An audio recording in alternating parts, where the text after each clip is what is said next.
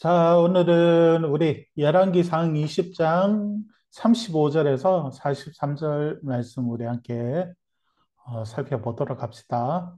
뭐 어제 우리 본문을 보면 하나님이 어떤 분이신가를 보여주시기 위하여서 도저히 이길 수 없는 전쟁임에도 불구하고 하나님이 승리를 주시잖아요. 하지만 그 승리를 맛보고 나서 아합이 오지랖 넓게 아람을 용서해주고 베나닷을 용서해주면서 또 언약을 체결해 버리잖아요. 그런 아합의 모습을 보여줬었는데 아람은 하나님을 산에 가하시는 신으로 생각했잖아요. 로컬 신으로. 그러나 하나님은 온 세상을 다스리시는 여호와 하나님이심을 보여주기 위하여서 이스라엘에 승리를 주신 거였는데 그런데 이 베나닥과 그의 신하들의 가문이설에 넘어가 가지고 언약을 체결할 뿐만 아니라 자신을 위한 거리를 만들면서 여호와의 이름 자체가 여호와 하나님의 어떤 분이신가에 대한 내용 자체가 실종되어 버렸던 모습을 우리가 살펴본 바 있잖아요. 오늘 말씀은 그 연결되어 있는 내용인데 쉽게 말하면 그 일로 인하여서 아합에게 주어지는 하나님의 심판에 관한 예언의 말씀이 담겨 있다고 생각하면 될 것 같아요. 그래서 이거는 크게 두 가지 에피소드를 담고 있는데 첫 번째 에피소드는 아합이 지은 죄를 이렇게 드러내는 것이라면 두 번째 에피소드는 하나님의 심판을 이렇게 완전하게 전달하는 이런 내용을 가지고 있는데 그 내용을 우리 차례대로 한번 살펴보도록 합시다. 35절에 보면 선지자의 무리 중 한 사람이 여호와의 말씀을 그의 친구에게 이르되 너는 나를 치라 하였더니 그 사람이 치기를 싫어하는지라. 그러니까 이 선지자 중에 한 사람이 누구냐면 앞서 나와 있던 본문에서 아합 왕에게 어떻게 싸워야 할지를 가르쳐 줬던 선지자로 보이거든요. 근데 그 선지자가 다른 선지자에게 하는 말이 뭐냐면 여호와의 말씀이 이렇게 말씀하셨는데 이렇게 시작하고 있거든요. 그냥 친구에게 하는 말이 아니라 하나의 동료로서 말하는 것이 아니고 하나님의 말씀을 지금 전하고 있는 것이거든요. 그런데 그 말씀의 내용이 뭐냐면 뜻밖에도 나를 치라, 나를 때려라라는 것이었거든요. 상식에 맞지 않는 말이잖아요. 어떻게 동료를 때릴 수가 있겠어요? 그래서 거절한 이 선지자는 결국 나중에 사자를 만나서 죽임을 당하게 됐거든요.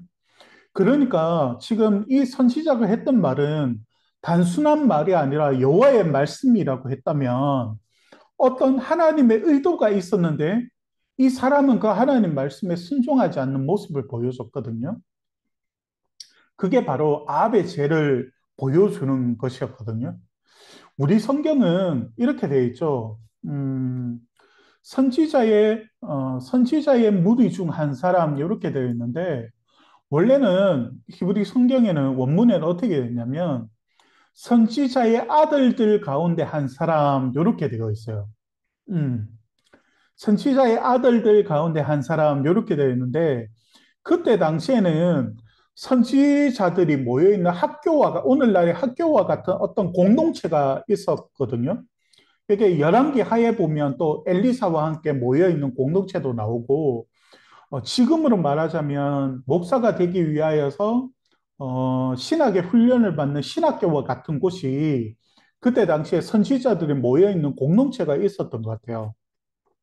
그래서 이 공동체에 있었던 선지자들 중에 한 사람이다 이렇게 되어 있는데 성경은 재미있게도 선지자의 아들들 가운데 한 사람 이렇게 되어 있거든요.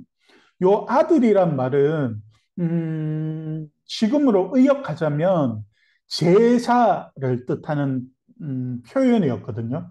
그때 당시에는 제사를 이런 영적인 제사를 아들이라고 표현을 했던 것 같아요. 그래서 선지자의 아들들 가운데 한 사람 이렇게 사실은 말하고 있거든요. 그런데 나를 치라라는 이 말씀 자체가 사사로운 것이 아니었거든요. 무엇인가 하나님의 의도가 있었다고 했잖아요. 이 사람은 이 사사로움을 넘어서지를 못했어요. 첫 번째 사람은. 그것이 바로 아합의 모습이었던 거예요. 아합은 하나님의 말씀에 집중하지 못하고 이 사사로움을 넘어서지를 못했어요. 그리고 사자로 인하여서 죽은 그 첫 번째 선지자의 모습은 아합의 앞날을 보여주는 하나의 하나님의 메시지와도 같은 것이었죠. 여러분, 아람을 공격하고 남은 무리를 제거하는 일 자체가 사사로운 것이 아니었어요. 그냥 용서해주고 안 하고의 문제가 아니었어요. 아합의 이 어이없는 불순종으로 아람이라는 나라는 또 한 번 힘을 기르게 되었거든요. 그래서 여러분, 이 열왕기서를 쭉 계속 읽어보면 원래 열왕기 상하가 한 권이잖아요. 그 사람이 읽기 좋도록 상하로 나눠 놓은 거거든요. 근데 이 열왕기 하루 가면 아람이라는 이 국가가 쉬지 않고 계속해서 이스라엘을 공격해요. 만약에 하나님 말씀에 순종하여서 지금 아방이 거의 전멸되도록 정말 하나님 말씀 그대로 그들을 제거했다면 이스라엘이 다시는 아람에게 공격을 받지 않았을 거라고요. 그런데 하나님이 허락하신 이 승리를 아방이 자기 마음대로 걷어차 버리게 되는 거거든요. 하나님은 우리에게 때로는 상식 밖의 순종을 요구하실 때가 있어요. 여러분, 우리가 열왕기상을 묵상하면서 상식에 맞지 않는 순종에 대한 말씀도 나왔었죠. 어떤 게 나왔었어요? 사르밧 과부 같은 경우에는 기름 조금과 가루 조금이 있었어요. 그냥 한 사람이 배불리 먹을 수 있을 정도가 아닌 그 양임에도 불구하고 어쩔 수 없어서 너무 가뭄이 지속되고 오래되어서 이걸 먹고 죽으려고 하는데 엘리야의 요구가 뭐였어요? 그걸 나에게 만들어 와서 내게 먼저 달라는 것이었어요. 상식 밖의 요구였잖아요. 그런데 이 여인은 그 말씀에 순종하게 되죠. 그러자 가뭄이 비가 다시 내리는 날까지 기름이 마르지 않고 가루가 다하지 않는 하나님의 그 놀라운 축복을 경험했단 말이죠. 상식 밖이었죠. 그런데 하나님은 엘리야 선지자에게 또 어떻게 했어요? 까마귀를 통하여서 먹이셨죠. 그런데 이 선지자는 하나님의 말씀 앞에 이 상식을 넘어서지 못했던 거예요. 여러분, 하나님은 우리에게도 이런 요구를 하신다고 했잖아요. 그래서 지금 내 가정과 내 형편과 지금 나의 상황에서 순종하면 안 될 것 같은 일을 하나님이 나에게 요구하실 때가 있다고요. 여러분, 이걸 꼭 기억해야 돼요. 하나님은 나의 신앙의 그 여정 속에서 신앙의 그 믿음의 하나님의 그 시험과 연단 속에서 나에게 그것을 요구하실 때가 있어요. 목사님 같은 경우에는 여러분 믿어지지 않겠지만 목사님도 수능 세대거든. 진짜 수능 세대 맞든. 그런데 수능을 앞두고 하나님께서 어떤 훈련을 시켰냐면 기도 훈련을 시켰어요. 그래서 공부해야 될 그 시간에 기도원 다니면서 하나님 앞에 기도하게 하셨어요. 그리고 내가 하나님 앞에서 헌신된 사람으로 신학교를 가려고 하는데 성적이 정말 중요했거든, 그래도. 그렇지만 내가 시험 치기 전에 성경은 한독을 해야 될 것 같은 거예요. 그래서 이틀 남겨두고 신약이라도 읽자 그래가지고 신약이라도 일독하기 위하여서 그 이튿날까지 하루 전까지 신약 성경 다 일독했어요. 그리고 그 다음날 수능을 치러 갔거든요. 근데 참 재밌는 게 뭐냐면 그때 당시에 교회에 있었던 우리 고3반의 모든 친구들은 다 시험에 다 떨어졌어요. 주의를 지키지 않으면서 공부하고 대학 가고 나서 내 열심히 예배 드리겠다고 했던 친구들은 다 떨어졌어요. 유일하게 목사님 혼자만. 물론 신학교 자체가 성적이 낮았음에도 불구하고 목사님은 야구하다가 그만둬서 기초부터 새로 시작해야 되는 어려운 상황 가운데 있었거든요. 그래도 하나님이 함께 해주시니까 그렇게 목사님 혼자 진짜 합격했다니까요. 그러면서 하나님께서 이런 것도 요구하실 때가 있구나 그때 처음으로 알게 되었죠. 여러분, 하나님도 우리 연약한 인생이지만 하나님은 우리에게 이런 삶을 요구하실 때가 있어요. 그때는 여러분 정말 주의 말씀 의지하여서 정말 맨 땅에 헤딩하듯이 하나님 말씀에 순종해야 될 때가 있어요. 하나님께서 그걸 요구하시는 때라고 생각된다면 하나님 말씀 앞에 과감하게 여러분 순종해봐요. 그러면 하나님께서 분명하게 책임져 주세요. 그러면서 여러분 37절에 보면 그가 또 다른 사람을 만나 이르되 너는 나를 치라 하며 그 사람이 그를 치되 상하도록 친지라. 또 그 선지자가 다른 선지자를 만났는데 그 선지자 같은 경우에는 하나님 말씀에 순종하여서 그 하나님 말씀을 요구한 그 선지자를 정말 때렸어요. 그런데 상하도록 친지라 이렇게 말하고 있죠. 그러니까 상처가 남는 것 같아요. 여러분, 기억나는지 모르겠는데, 우리가 예레미야서 말씀을 할 때, 선지자 같은 경우에는 하나님 말씀이 임하고 하나님 말씀을 그 입술에 하나님께서 넣어주셔서 그 말씀을 전하기도 했지만, 상징적 행동이라고 해서 선지자의 특별한 어떤 삶과 행동을 통하여서 하나님의 메시지를 전할 때가 있다고 했잖아요. 에스겔 같은 경우에는 자신의 턱수염을 잘라서 세 개로 잘라서 바람에 후 불어버렸죠. 그게 뭐냐면 바벨론을 통하여서 1차, 2차, 3차를 통하여서 유다를 심판하겠다는 하나님의 메시지였잖아요. 호세아 같은 경우에는 하나님을 모르는 음란한 여인을 아내로 취하라고 해서 하나님을 가늠하고 떠나버렸던 이스라엘 백성들의 삶을 보여주기도 했었잖아요. 지금의 선지자의 행동도 그러한 것 같거든요. 정말 이성적으로 판단하면 정말 이상한 거죠. 왜 때리라고 할까요? 그런데 이게 하나님의 메시지였던 거예요. 이러한 말도 되지 않는 이상한 행동을 통하여서 하나님이 이 북이스라엘에 말씀하시는 내용이 바로 이거였던 거거든요. 그런데 이 두 번째 사람은 그 말씀에 그대로 순종하였던 거예요. 그래서 나를 치라고 하자 그 사람을 상하도록 치던 것이죠. 그리고 38절을 보면 이 상처 때문에 수건으로 얼굴을 가려요. 그리고 아방을 기다려요. 그리고 왕이 지나가자 큰 소리로 비유하면서 하나님의 메시지를 전하게 되거든요. 그 내용이 39절이에요. 한번 봅시다. 왕이 지나갈 때에 그가 소리 질러 왕을 불러 이르되 왕이 전장 가운데에 나갔더니 한 사람이 돌이켜 어떤 사람을 끌고 내게로 와서 말하기를 이 사람을 지키라. 만일 그를 잃어버리면 네 생명으로 그의 생명을 대신하거나 그렇지 아니하면 네가 은 한 달란트를 내어야 하리라 하거늘 이렇게 하면서 비유의 말씀을 줘요. 그리고 40절도 같이 한번 읽어볼게요. 종이 이리저리 이를 보는 동안에 그가 없어졌나이다. 이스라엘 왕이 그에게 이르되 여기에서 이스라엘 왕은 아합 왕이거든요. 이스라엘 왕이 그에게 이르되 네가 스스로 결정하였으니 그대로 당하여야 하리라.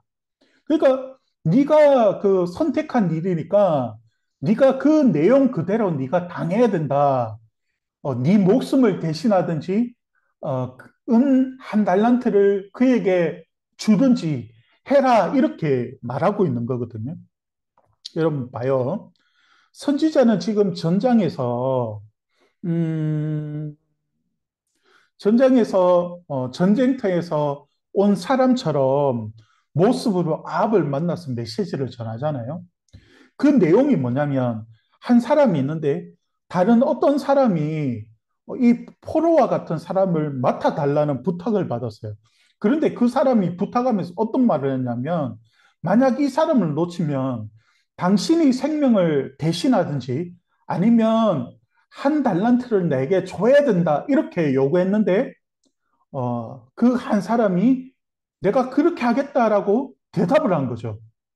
그런데 그 사람이, 맡은 사람이 어떤 일을 하고 있는데 이 포로가 도망가 버린 거예요. 이런 상황에 대한 비유였거든요. 그런데 아방이 했던 말이 뭐냐면, 네가 스스로 결정했으니까 네가 결정한 대로 당해야 된다, 이렇게 말해버린 거예요. 그런데 이 하나님의 그 순간에 그 하나님의 선지자가 자기를 가린 그 수건을 벗어버렸어요. 그 순간에 아방은 이 사람을 알아봤어요. 아, 나에게 하나님의 말씀을 전해줬던 그 선지자라는 것을 아방이 알게 되었어요. 그리고 이 아방을 향하여서 이 선지자가 하나님의 심판의 메시지를 전하는데 42절을 봐요. 어, 42절인데 목사님이 PPT에 잘못한 것 같아요. 42절이에요. 그가 왕께 아뢰되 여호와의 말씀이 내가 멸하기로 작정한 사람을 네 손으로 놓았은즉 네 목숨은 그의 목숨을 대신하고 내 백성은 그의 백성을 대신하리라. 아니네. 41절이 맞구나. 42절을 볼게요. 그가 왕께 아뢰되 여호와의 말씀이 내가 멸하기로 작정한 사람을 네 손으로 놓았은즉 네 목숨은 그의 목숨을 대신하고 내 백성은 그의 백성을 대신하리라, 이렇게 말해요. 여러분, 여기 나오는 멸하기로라는 말씀 있잖아요. 이 멸하기라는 말씀은 조금 온순한 번역인데 진멸하다는 거예요. 하나도 남김없이 싹 쓸어버리는 거. 하나님께서 진멸하기로 작정한 이 아람과 베나닷을 네가 풀어줬기 때문에 베나닷을 대신하여서는 너의 생명을 내가 거둘 것이고 아람 백성들을 대신하여서는 이스라엘 백성들의 생명을 대신할 것이라는 하나님의 심판의 메시지를 이 선지자를 통해서 주어져요. 그때 아합의 반응이 뭐였냐면 근심하고 답답하여, 이렇게 말해요. 43절을 보면. 이거는요, 약간 의역되고 순화된 표현이고, 원문에는 어떻게 표현되어 있냐면, 언짢아 하는 거예요. 화가 난 것을 말하는 거예요. 하나님의 이 말씀에 화가 나는 거예요. 왜 내가 그것까지 책임져야 돼? 그런데 말은 하지 못해요. 왜냐하면 자신이 그렇게 행동했고, 자신이 그렇게 말을 했으니까. 결국 하나님의 메시지를 받게 된 거예요. 그러니까 이게 근심하고 답답하다는 말은 아합이 회개한 게 아니에요. 오히려 더 하나님 앞에 불신앙적인 모습을 보이고 있었던 거예요.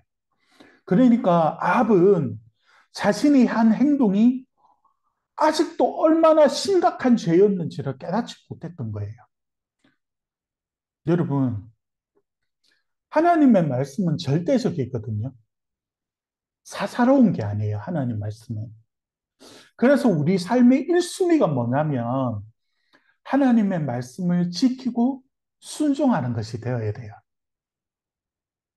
그래서 여러분, 오늘 큐티를 다시 한번 여러분들이 성경을 다시 한번 읽어보고 내일 큐티하는 친구들 이 본문을 읽을 때 요 내용들을 유념하여서 한번 읽어봤으면 좋겠어요. 그래서 하나님 말씀을 사사로이 여기지 않고 그 말씀을 정말 여러분이 진실되게, 하나님의 말씀이니까 하나님 말씀답게 여러분들이 그 말씀을 받았으면 좋겠어요. 그러면 그 말씀을 받고 그 말씀을 따라 지키고 순종할 때 하나님이 여러분의 삶을 축복하시고 여러분의 삶을 이끌어 가심을 하나님이 분명하게 보여주실 거예요. 이 시대 그런 사람들이 잘 없는데 여러분들이 그러한 믿음의 표본으로서 그러한 사람들을 여러분들이 보여줬으면 좋겠어요. 오늘은 여기까지 하도록 하겠습니다.